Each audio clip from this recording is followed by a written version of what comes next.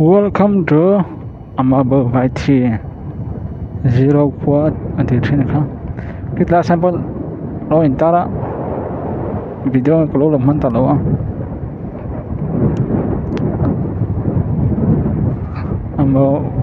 Amabo YT kami puite simpai pekula. Hey, kosong đây lo. Koron rapedon.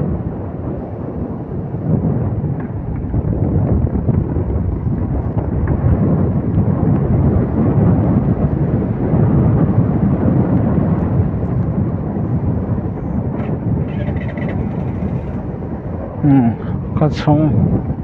ăn lụt về chứ mà bờ vai thì zero qua thì là em trên con này là con này chặt đàn cho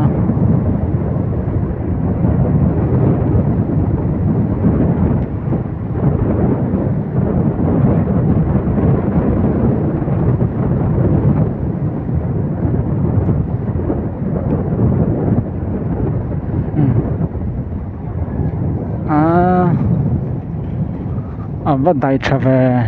lại về chùa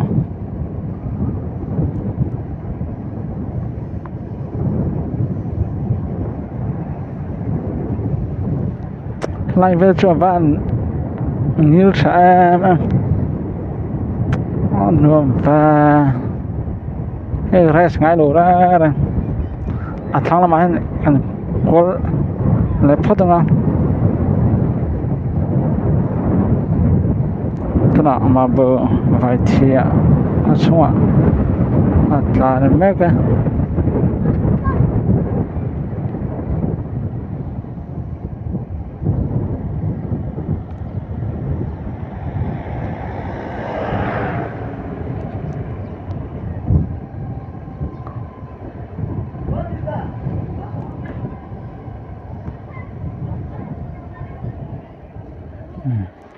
có cho rót lắm ạ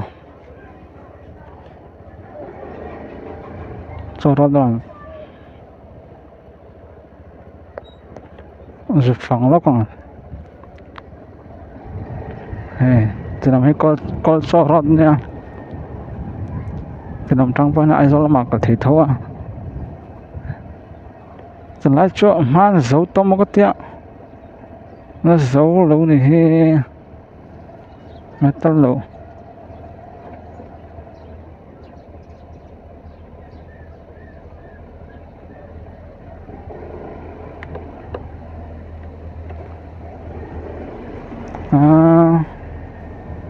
trên level này ha trên level cho nó xem gì này zero qua po ha zero có tiền mấy chuyện à zero thì sẽ là tôi trên vàng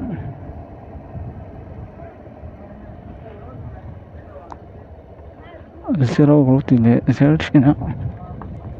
mà bờ vai thì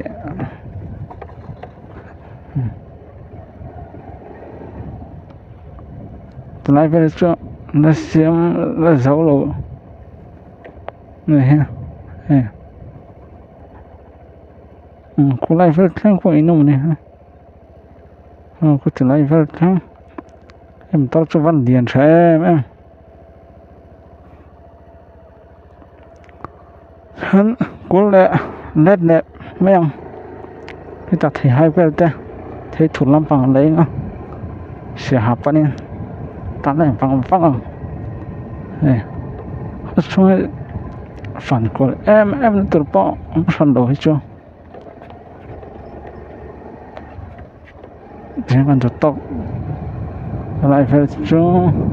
cái là thằng plan à còn được tóc mấy không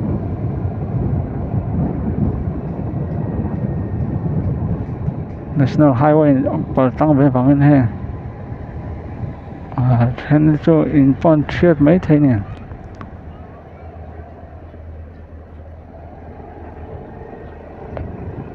giáo thật đó nó khóc mấy cho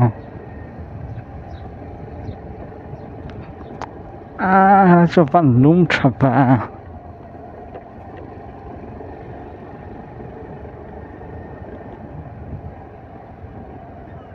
lúng chẳng ngang mà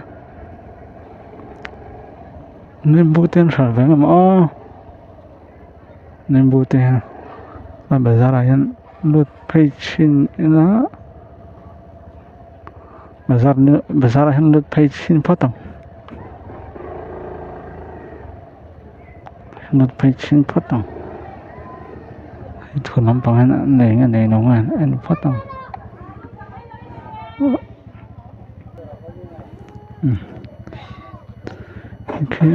khi này về thanh khen nó phẳng về này mà nó cho vắt sáng rồi vậy à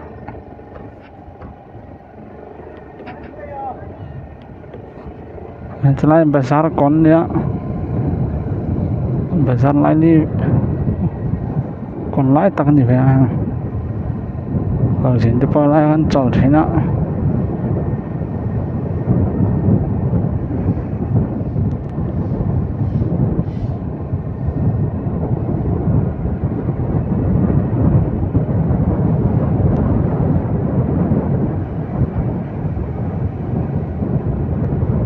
zero popo ha khát để cho nên là sân lò điện về đó ha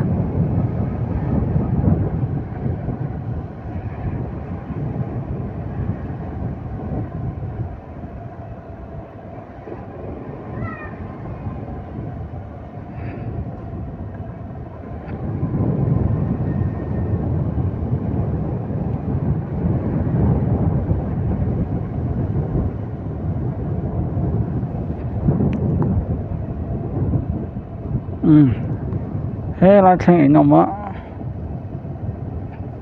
sợi tơ pa vang là tụi ca ngồi tọ mấy này khác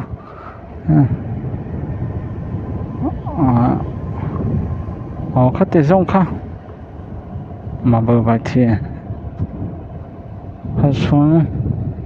phản có thấy chưa nè mà bộ vài thì khát xuống vui té bài viết lên viewers tập